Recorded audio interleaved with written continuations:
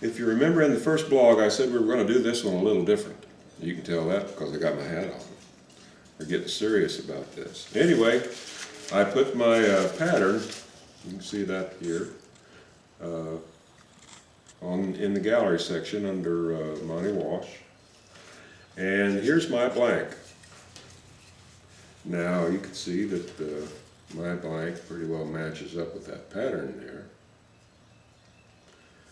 And like I said in the blog, if you want to reduce this, there's certainly nothing to stop you from reducing it. Just bring it up on your computer and downsize it a little and print it out. But I like to do it this size here because it's going to give me a real impressive figure. Now I didn't draw the arms on this pattern because I'm not exactly sure what I want this guy to do yet. So I'm going to hold off a while just to see if I can come up with something that I really like. And then we'll put the patterns on there later.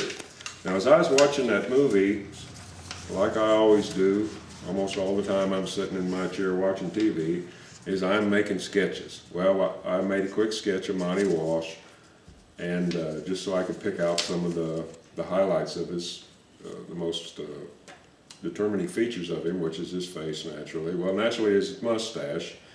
I noticed that he had a fur, probably cowhide band around his hat here, so I made a note of that. His shirt was kind of unusual. It looked like it was kind of a grayish cotton, but it had an unusual surface to it. Now that's going to be a challenge that I'm going to have to work on to try to duplicate that, but it's something that it really made that figure look neat, and that's what I want to do, is try to capture that. It was a button-down shirt, but it almost looked like underwear, but it had a collar on it. So I made a note of that collar. And I noted he had bat-winged chaps. And also, I think I saw a knife on the side of his chaps back here, which would be something that a cowboy would carry, would be a knife out here in the side. Of course, he had a sidearm. All right, so when I did my character, when I do it out, like I said on the blog, I generally work from a side profile, because I draw the front profile on the block after I cut out that side profile. And what I generally do is I try to stay away from things that just go straight up and down, where a guy is just standing there straight up and down. I don't like that. I think a character looks a lot better if he's relaxed or standing in a way that he would normally if he was out in the open. Just like horses always seem to have a relaxed hind foot on one side, people seem to relax and stand on one leg more than they stand on the other. And that's what he's doing here.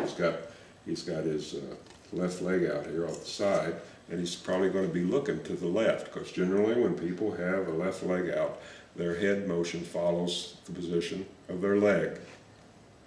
So having a figure look like that, I think, looks much more pleasing than one had I just had both of those feet aimed forward.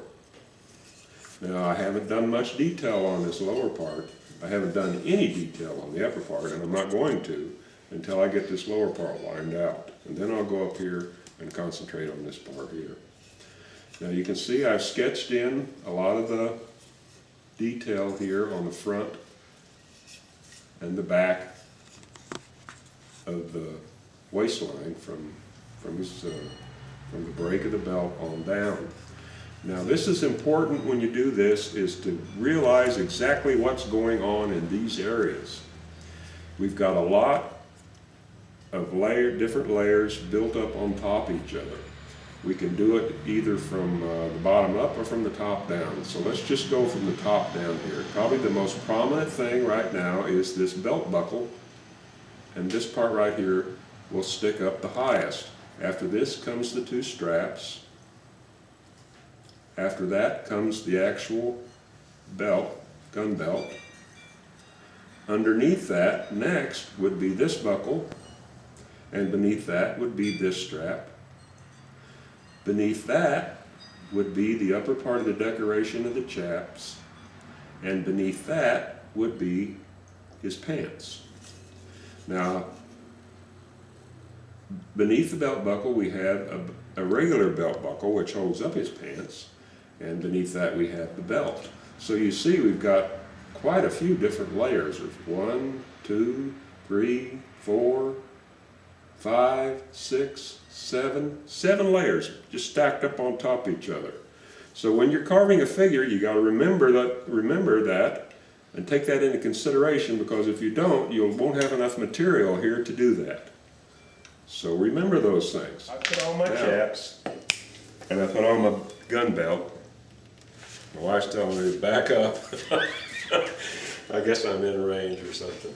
I just want to get my belly out of the way here. I'm getting too fat. I can't even see my belt buckle down there. Anyway, I just wanted to have you see the layout of what I drew on that figure. We had the chaps here, and I like this open area right here. This is what makes clothing features and chaps or gear features or whatever look real cool when you carve in things like this. Now here's my belt buckle, the strap, the belt, and beneath that we have the chaps, belt, a little decoration here. Monte's chaps won't have this decoration, but it'll have some. There were some conchos there. I think there were 3. And then we have the chaps themselves. On the sidearm, if you'll notice, one side pulls down farther from the other, and that's natural because the weight of the gun. You have no idea how heavy this stuff is. I'd hate to have to walk around with this all day. I guess you get used to it, but it's heavy, and I imagine it's hot too. Anyway, the weight of the gun will pull that gun belt down over time.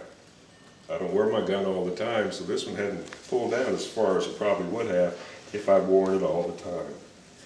And speaking of guns, we're not going to do the gun yet. We'll do it later. But I just wanted to show you, this is the type of gun that was worn back in that period. It's a single action. In other words, you can't pull the trigger and shoot it like they do in the movies. You have to cock that hammer back to shoot it each time. This is black powder pistol.